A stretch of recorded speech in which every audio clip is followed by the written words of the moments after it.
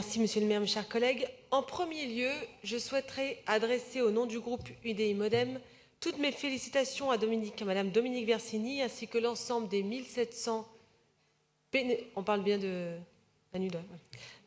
bénévoles et des 300 professionnels qui se sont mobilisés pour la nuit de la solidarité à Paris, à laquelle plusieurs élus du groupe UDI Modem ont participé. L'ampleur de la mobilisation citoyenne et de celle des associations montre que les Parisiens se sentent concernés par ces situations dramatiques. Pour nous, élus, cette mobilisation nous rappelle que l'urgence et l'ampleur du problème commandent de dépasser les polémiques et querelles de chiffres habituels pour rassembler tous les moyens, tous les efforts pour tenter d'améliorer le sort des personnes en situation de grande précarité à Paris et dans la métropole. Mais assurément, avant de trouver des solutions, il faut savoir de quoi on parle. Et la nuit de la solidarité mise en place sur l'exemple new-yorkais est un point de départ essentiel puisqu'elle permet une évaluation objective de la situation des personnes et donc une identification précise des besoins tant quantitatifs que qualitatifs. Sur la base de cette première analyse des questionnaires recueillis, on peut considérer qu'il y a plus de 5000 personnes en situation de rue.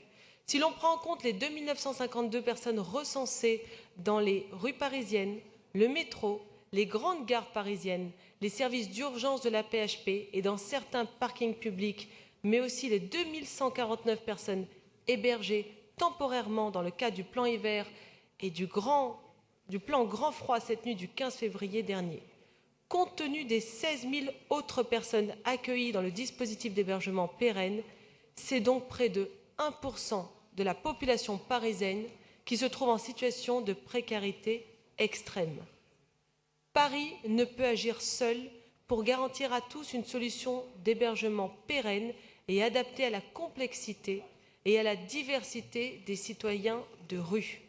Personnes seules, femmes seules, familles avec enfants.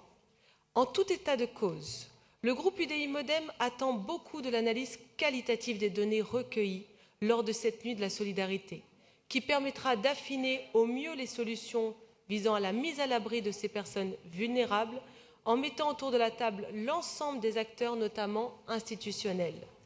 Ville de Paris, État, mais aussi Métropole du Grand Paris, Région Île-de-France, et soutiendra d'ici là les actions prévues par le vœu de l'exécutif et notamment 1. La mobilisation du domaine intercalaire ou vacant des acteurs publics, mais aussi des personnes privées qui l'autorisent.